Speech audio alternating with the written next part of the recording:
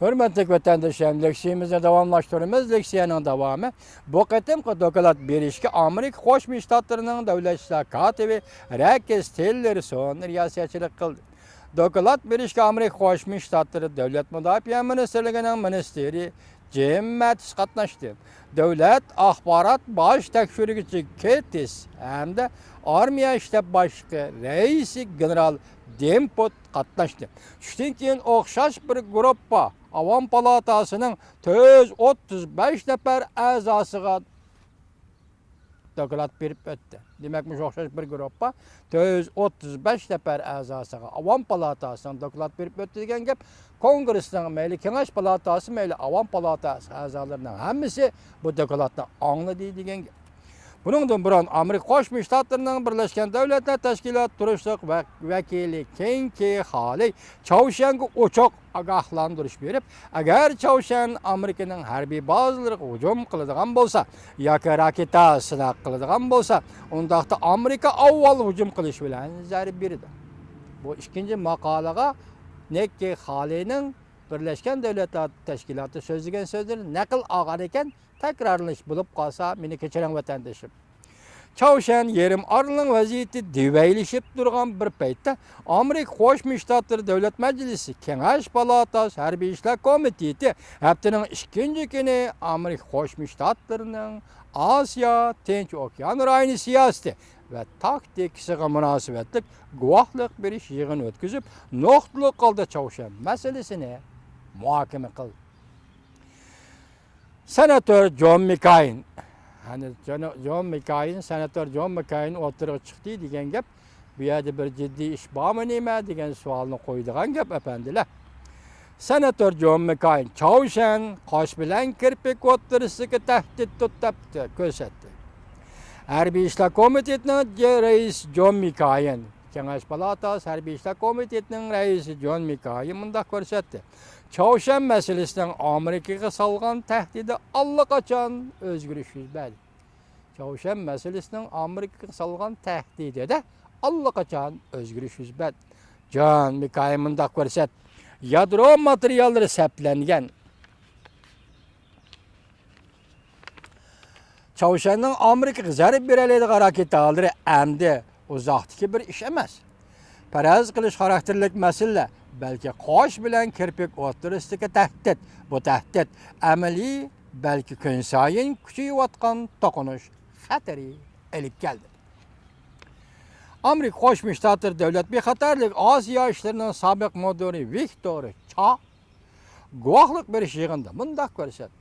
Amerika Chaushanning Amerika davlatiga hujum qilib kelalaydigan yadro iqtidoriga tayyorlik qilish lozim.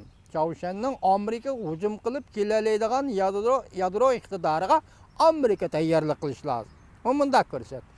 Amerikaning yadro tahdidi kuchi umid bilan ta'minladi. Bizning kuchimiz bor deydi. Lekin Chaushan hokimiyati qiyos qilishga bo'lmaganlikdan bundaq tahdid ham xatarlikdir. Chaushanning tahdidi ham xatarlik. Burun yordamchi davlat ishlar kotibilik vazifasini o'tagan davlat mudofaa ministrining sobiq amaldori Kelly Magisman guvohlik berish yig'inida mundaq ko'rsatdi. Chaushan hokimiyati yadro qurollaridan voz kechmaydi. U mundaq ko'rsatdi. Navbatda yadrosizlashtirish mumkin emas. Chaushan yerim oralini bo'libmi yaqinqi mezgilda mumkin emas. Chaushan siyosiy hokimiyati ostida Chaushanni yadrosizlashtirish mumkin emas. Mana bu xonim to'g'rida. U mundaq ko'rsatdi. Harbiy ishlar vositasi Amerika o'yinish tegishli tanlashning birisidir. Lekin u ogohlantirib mundaq ko'rsatdi. Chaushanga harbiy zarba berish intayin yuqori badal talab qiladi. U mundaq ko'rsatdi. Yerim orolda to'qinish yuz beradigan bo'lsa, bizning necha yillardan beri ko'rib kelayotgan to'qinishqa Chaushan yerim orolida yuz beradigan to'qinish hargiz o'xshamaydi.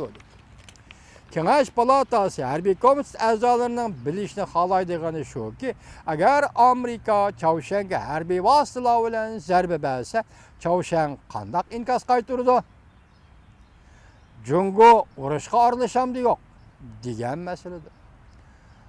Aaron Fredborg Çavuşan barlıq vasıtlarını işiltip qaytarımız zarb berdi dedi.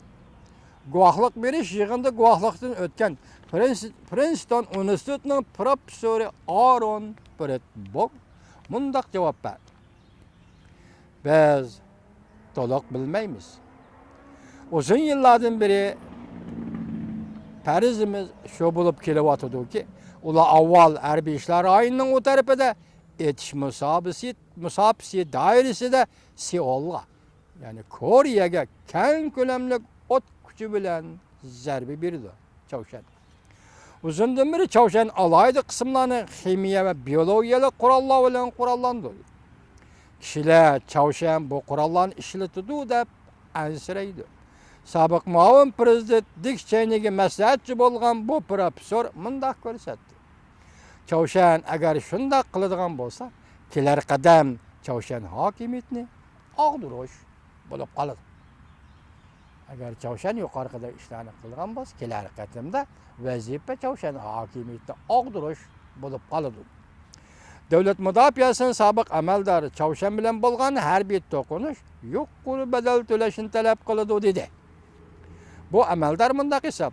Çavuşan Koreya va Amerikaning Koreya turishliq harbiy qismlariga zarb berib qolmasdan Amerikaning ittifoqdoshi Yaponiyaga harbiy zarba berishi mumkin. Bu amaldor mundaq ko'rsatdi. Amerika Çavuşanga harbiy zarba bergan ahvolda Jungo qarab o'ltirmaydi. Tushundingizmi vatandoshim gapdan? Masalan, Amerika Çavuşanga harbiy zarba berdigan ish bo'lsa deydi. U holda Jungo qarab o'ltirmaydi deydi. Biz hozir Jungoning Amerika Qo'shma Shtatlari bilan hamkorlashganligini madihlayapmiz.